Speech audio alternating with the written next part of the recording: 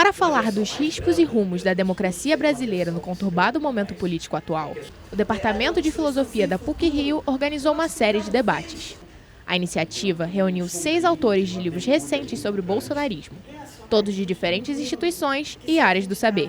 Essa ideia de uma interação entre as instituições, claro, também uma interação entre instituições e sociedade, né, que a gente chama de extramuros universitários, mas essa rede de comunicação entre as instituições universitárias eu acho que é fundamental para a gente, né, enriquecer o pensamento, debater. O primeiro encontro explorou as relações da extrema-direita com ambiguidade e uso de imagens marcantes para fazer política.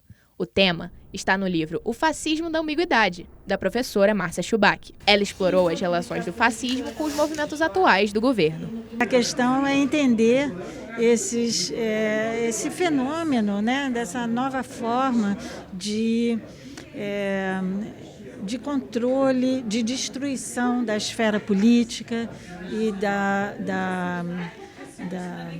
vamos dizer assim, da revirada mesmo, né, digamos, das forças reacionárias da sociedade contra os movimentos de liberação, os movimentos de luta e de liberdade. A partir de uma imagem emblemática de 2019, mostrando o presidente da República de chinelo e paletó ao lado de ministros, a professora Luciana Vilas Boas analisou, em livro, os mecanismos de representação política no Brasil do século XXI. No debate, ela destacou ainda outras imagens, como a presença de pessoas armadas em cabines de votação no pleito de 2018. Eu receio que a imagem síntese, ainda da nossa atualidade política, seja a imagem síntese do processo eleitoral de 2018, quando bolsonaristas levaram armas à cabine de votação e depois postaram fotografias e vídeos dessa infração, não é?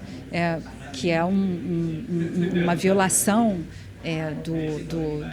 do símbolo, do espaço, né, em que se atualiza a soberania popular, e é uma imagem golpe que atinge os alicerces mesmo, não é, que são o Estado de Direito, o monopólio da força e a soberania popular. Em Guerra Cultural e Retórica do Ódio, o professor João César de Castro Rocha analisa a construção da linguagem e da estrutura do pensamento bolsonarista a partir de teorias conspiratórias. Ele participou do debate sobre os riscos da polarização. É a retórica do ódio porque tem um passo a passo. Principia pela desqualificação nulificadora do outro, o que leva à desumanização. O professor Rodrigo Nunes também se debruçou sobre os fundamentos do bolsonarismo no livro Do Transe à Vertigem, ensaios sobre o bolsonarismo em um mundo em transição. Segundo ele, há diferentes definições de polarização.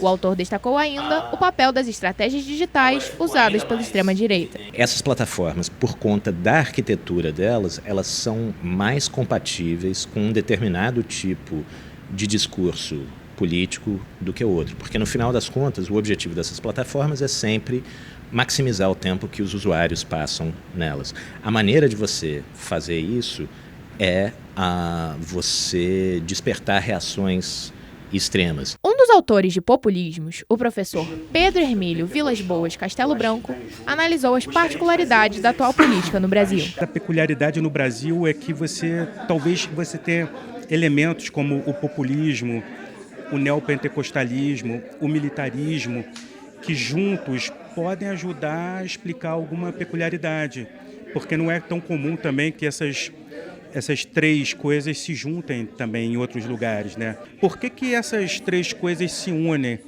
Porque se alimentam muito da ideia de um inimigo interno. Esse é um grande problema. A originalidade da destruição foi o tema do encerramento dos debates. Em Linguagem da Destruição, a democracia brasileira em crise, o professor Newton Binotto estuda como um projeto de poder pode destruir a ordem democrática. Ele não tem um projeto para isso, tem projeto nenhum. Ele só exprime e age na direção da destruição. Bolsonaro só destrói. Ele é incapaz de propor um novo país, um projeto do qual nós poderíamos discordar, inclusive. Mas não há esse projeto. O projeto é a destruição nela mesma.